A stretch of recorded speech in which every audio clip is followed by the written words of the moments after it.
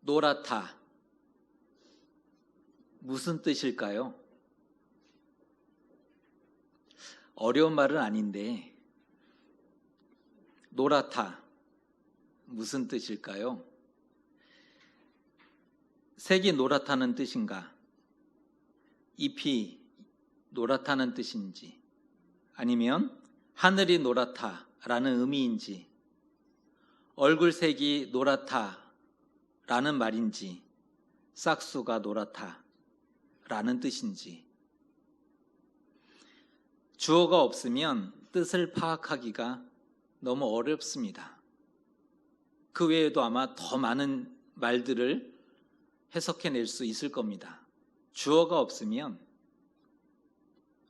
말을 이해하기가 어렵습니다. 주어가 중요한데요. 생각해 보세요.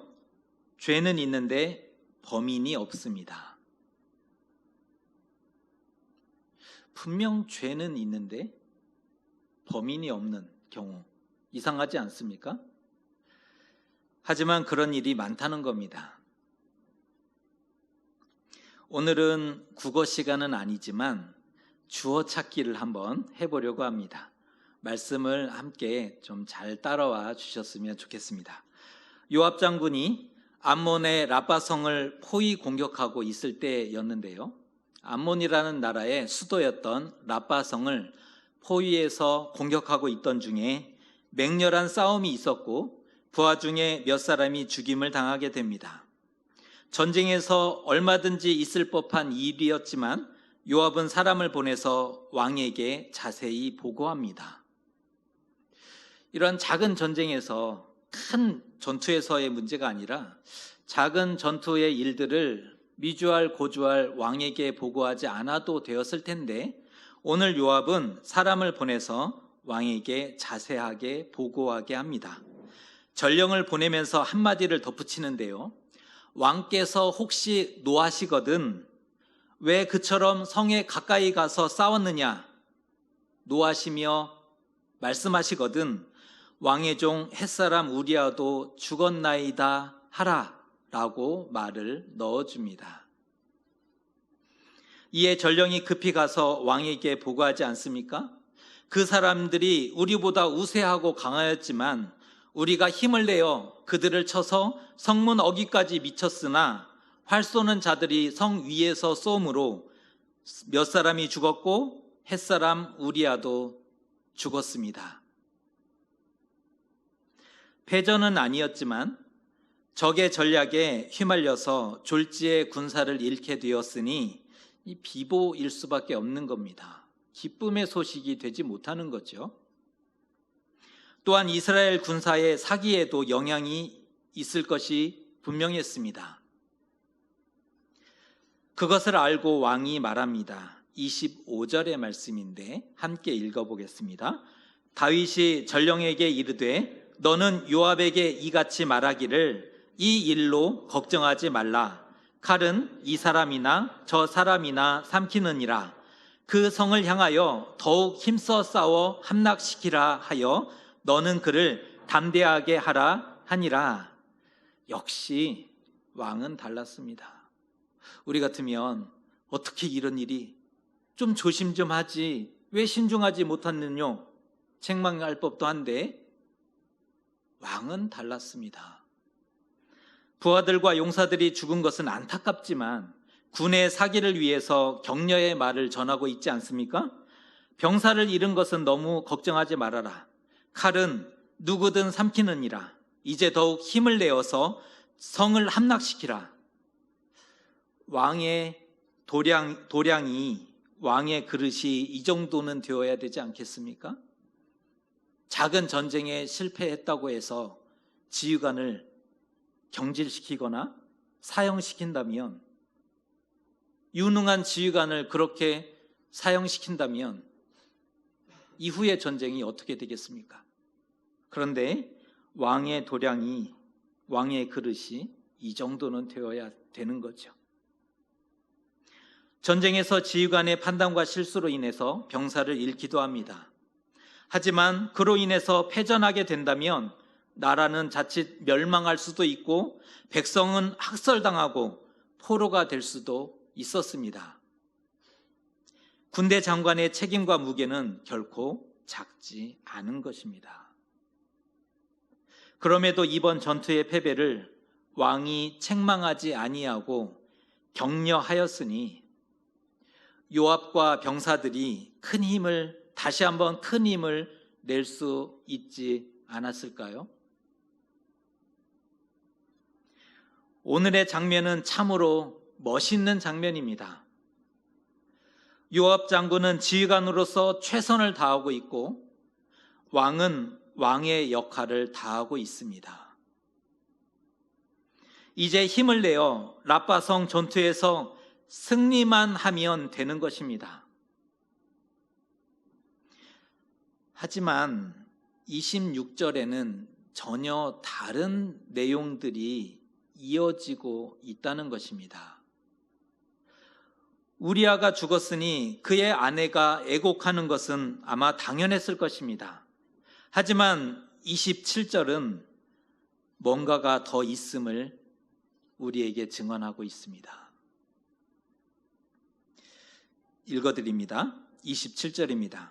그 장례를 마침에 다윗이 사람을 보내 그를 왕궁으로 데려오니 그가 그의 아내가 되어 그에게 아들을 낳으니라. 다윗이 행한 그 일이 여호와 보시기에 악하였더라. 이름을 넣어서 다시 한번 읽어드립니다.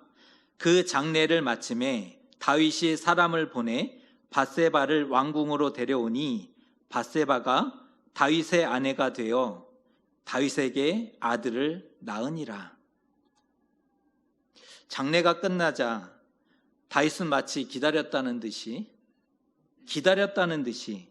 그녀를 왕궁으로 데려왔습니다. 밧세바 역시 기다렸다는 듯이 남편이 죽은 뒤 7일 만에 다윗의 아내가 되었습니다.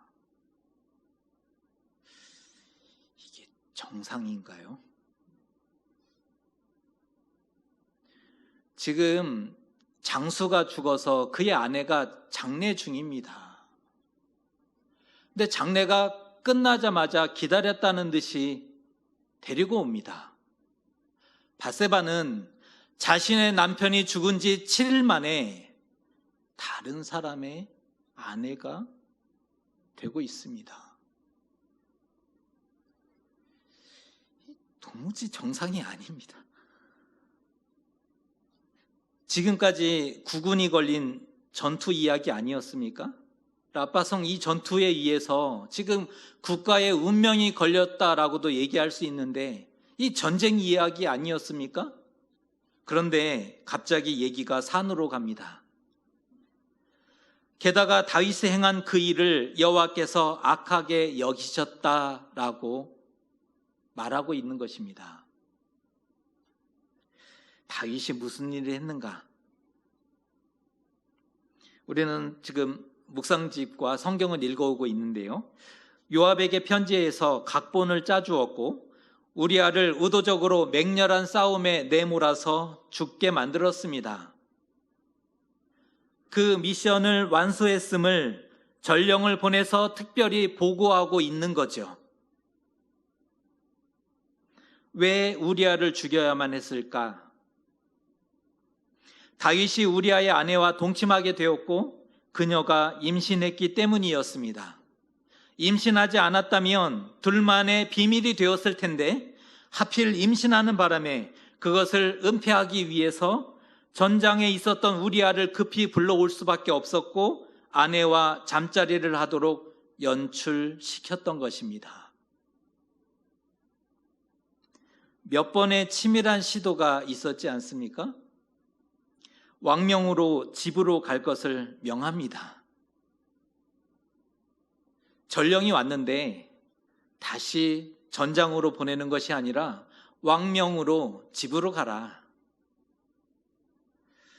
또 집으로 갔는지 확인하기 위해서 왕의 음식물을 딸려 보냅니다.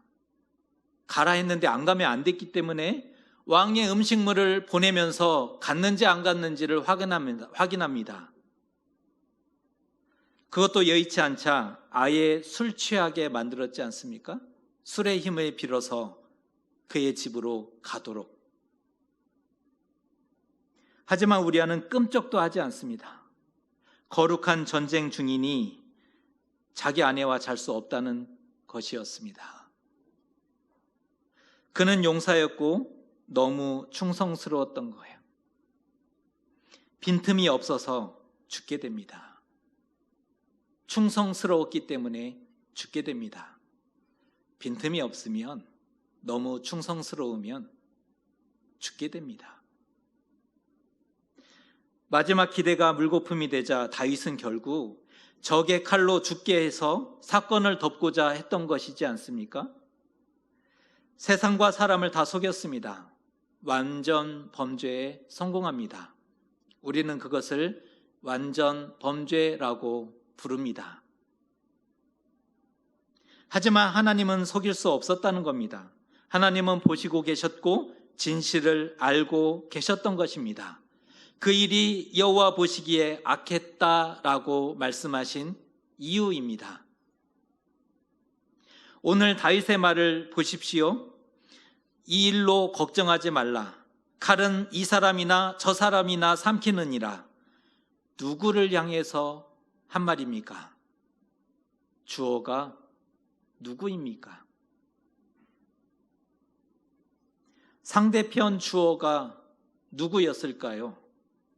전령에게 한 말이었을까요? 전장에 있던 요압 장군에게 한 말이었을까요? 자기 자신에게 한 말이었다는 겁니다. 다윗이여, 이제 걱정하지 말아라. 우리아가 죽었으니 이제 안심이다.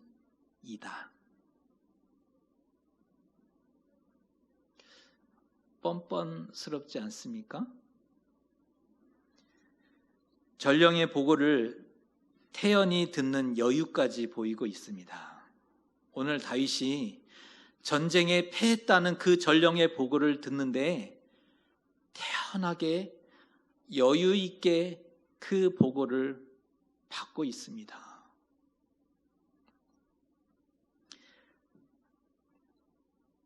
그런데 주어 찾기를 다시 해야 하는 장면이 또 있다는 겁니다. 오늘 장면뿐 아니라 주어 찾기를 다시 해봐야 하는 장면이 있는데요. 앞에서 다윗이 왕궁 옥상을 거닐다가 한 여인이 목욕하는 것을 보았다 하는 장면이 있습니다. 거기서 멈추지 않고 다윗이 무엇을 했는가? 그 말씀이 11장 3절의 말씀입니다.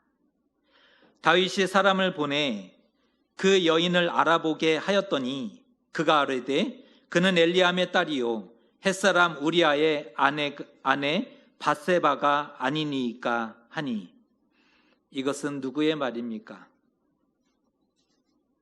다윗이 보냈던 사람이 자세히 알아보고 와서 한 말입니까? 주어가 누구입니까? 이 말을 한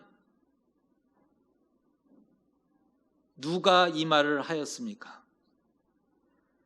사실은 다윗이 한 말이라는 겁니다. 증명해 보려고 하는데요. 다윗이 다윗성을 정복해서 자신의 도성을 삼았고 그곳에 왕국을 세우며 나라를 다스렸다 했습니다. 다윗성, 원한다면 누구나 살 수 있었던 성이었을까요? 땅은 좁고 사람은 많고 겨우 1000여 명의 주민만이 살 수 있었던 성이었습니다. 아직 크지 않았습니다. 그 후대에 와서 확장하고 성벽을 넓히면서 이렇게 예루살렘이 커졌지만 다윗 당시에는 1000여 명의 사람들만 거주할 수 있었던 성이었습니다. 힘있고 영향력 있고 권세 있는 사람들이 주로 안전한 성 안에 살 수 있었죠. 큰 공이 있는 경우에 왕으로부터 집과 재물을 하사받기도 했을 것입니다. 그렇다면 밧세바가 누구인지를 따져봐야 할 텐데요. 먼저 그의 남편, 우리는 알고 있습니다. 다윗의 용사 37명 중에 하나이었던 우리아입니다. 도피하고 광야 생활에서 십수년을 함께 고생했던, 그리고 전쟁터를 누볐던 용사였죠.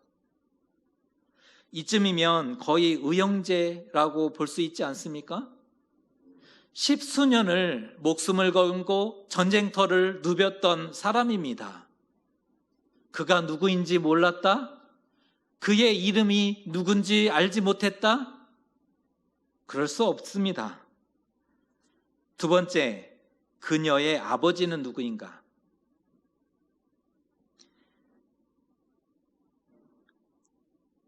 밧세바의 아버지는 다윗의 용사였던 엘리암이었습니다. 우리아처럼 37인의 용사 안에 들어 있었던 엘리암입니다. 용사였던 엘리암이 전쟁을 오가면서 쭉 봤더니 젊은 우리아가 사람이 용맹스럽고 신실하기가 이를 데 없습니다. 너무 마음에 들었어요. 그래서 자기의 딸을 아내로 주었던 겁니다. 이런 경사를 다윗이 얼마나 기뻐하고 축하했겠습니까? 자신의 지휘관들이 자기의 딸을 주고 또 결혼하게 되고, 이 너무 기쁜 일이죠. 다윗은 엘리암과 밧세바를 너무나 잘 알고 있었다. 세 번째, 밧세바의 할아버지는 누구일까? 남편은 우리아고, 아버지는 엘리암이고, 할아버지는요? 사무엘하 23장 34절에 나오는데요. 마아가 사람의 손자 아하스베의 아들 엘리벨렉과 길로 사람 아히도벨의 아들 엘리암과, 아버지가 엘리암이라는 것을 우리는 확인했고요. 길로 사람 아히도벨의 아들 엘리암이라고 나왔습니다. 아버지는 엘리암입니다. 밧세바의 할아버지는 아히도벨이죠.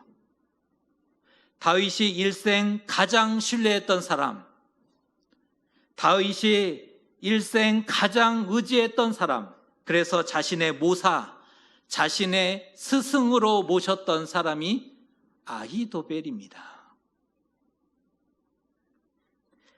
아히도벨까지 모른다 하면 진짜 할 말 없습니다.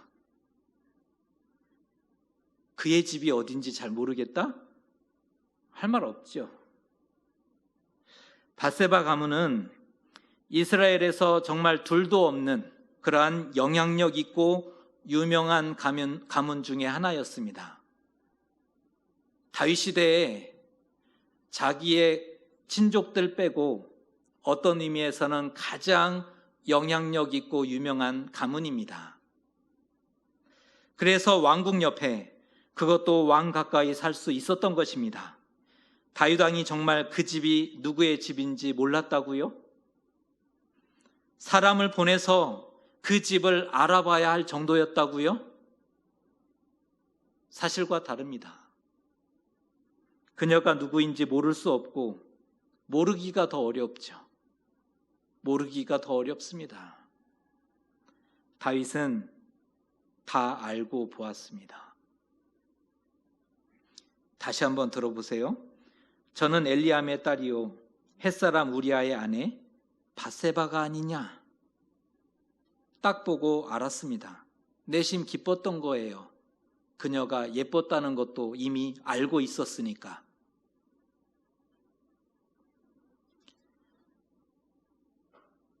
주어를 찾으면 죄가 보입니다. 주어를 찾아내면 죄가 보이죠. 다윗의 죄는 단순 간음죄가 아닙니다. 단순한 살인죄가 아닙니다. 그는 하나님을 기만하였습니다. 점점 죄가 커지고 있습니다.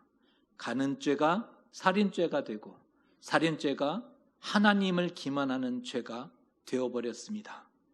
대체 얼마나 업신여기고 하나님을 얕잡아 봤다면 다 알고도 그런 악한 죄를 지을 수 있었겠습니까?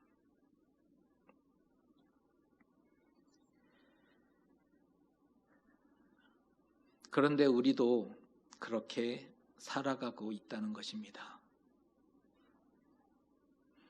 나는 쏙 빼고 남 얘기하듯이 3인칭화 하면서 살아갑니다.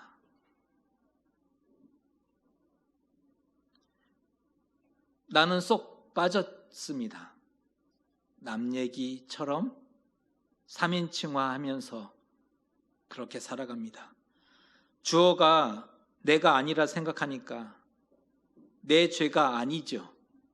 그리고 상관없는 듯 무심하게 그 일을 바라봅니다. 정작 자신이 한 짓임에도 3인칭화 하기를 참 잘합니다. 네가 했지?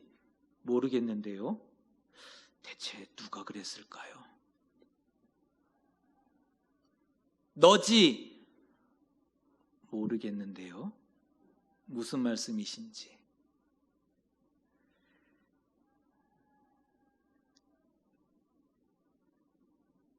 다른 사람 얘기인 것처럼 그런 재능과 은사가 우리에게 있습니다. 참 잘하죠. 알고도 숨기고 감추고 아닌 것처럼 은근슬쩍 넘어가지 않습니까? 죄는 있는데 죄인이 없어요. 분명 씻을 수 없는 죄는 있는데 죄인은 없어져 버렸습니다. 주어 없는 죄가 되게 만든 겁니다. 누가요? 오늘 다윗이, 오늘 우리가.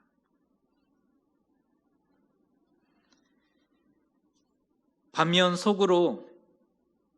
속으로는 그러지 않습니까? 괜찮아. 이제 안심해도 돼. 괜찮아. 이제 안심해도 되는 거야. 세상을 속이더니 자기 자신도 속이고 있어요. 죄를 점점 키워가게 됩니다. 그 자리에 멈추지 않고 점점 죄를 키워갑니다. 그런데 하나님이 그 일을 악하다 하시고 계시지 않습니까? 그리 살면서 어떻게 하나님이 도우시기를 원하고 일이 우리의 삶이 잘 되기를 원할 수 있을까요? 자신의 죄에 대해서는 무심하게 여기면서 그것이 나와 상관없는 척, 아닌 척 하면서 하나님이 우리에게 무심하게 대하시면 일이 안 풀어지면 우리는 크게 화를 냅니다.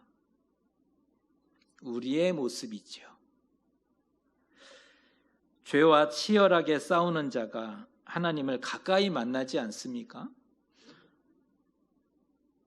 죄에 무심한 자, 나와 상관없는 것처럼 여기는 자가 하나님을 가까이 만나는 것이 아니라 죄와 치열하게 싸워가는 자, 다시 무너지지만 일어서서 하나님 앞에 가슴을 치며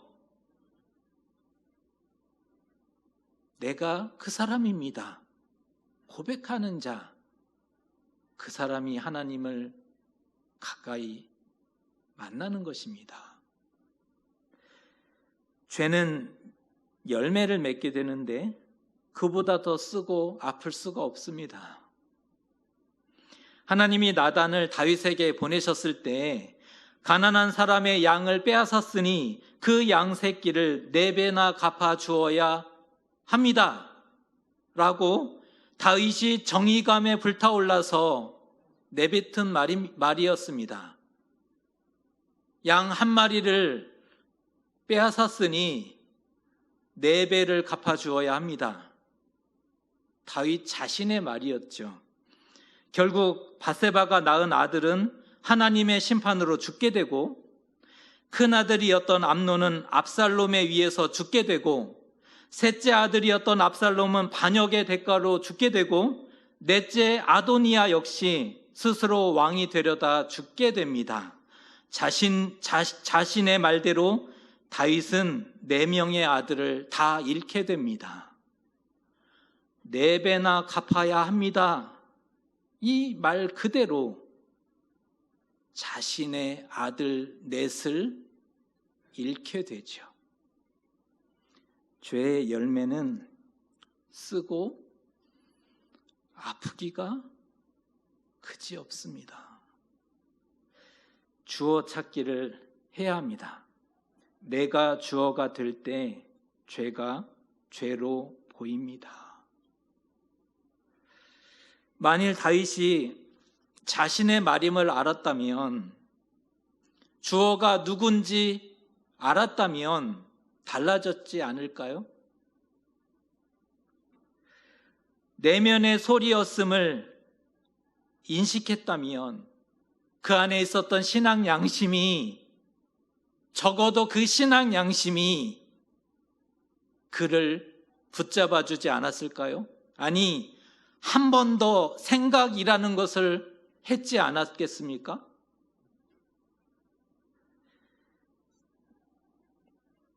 영성의 사람은 남 얘기가 아니고 언제나 자기 자신에게 집중합니다. 믿음의 사람은 남 얘기가 아니라 자기 자신에 대해서 집중합니다. 1인칭으로 세상과 죄를 바라보죠. 1인칭입니다. 1인칭으로 세상과 죄를 바라봅니다. 내면을 돌아보고 알지 못했던 죄가 떠올랐을 때 하나님 앞에 무릎을 꿇죠. 돌아갑니다. 반면 교만한 사람, 멸망하는 사람은 언제나 남 얘기를 좋아하고 2인칭, 3인칭을 선호합니다. 남 얘기하듯 한다는 거예요. 자신의 죄인데 남 얘기하듯 대한다는 겁니다. 죄를 돌이킬 수 없게 될 것이고 죄의 징계를 받고 더 받게 될 것입니다. 우리 자신을 돌아보고 무슨 죄를 지었든지 하나님께 돌아가는 길을 선택하셨으면 좋겠습니다. 여호와는 자비와 긍휼이 무궁하시니 여러분을 외면치 않을 것입니다. 기도하겠습니다.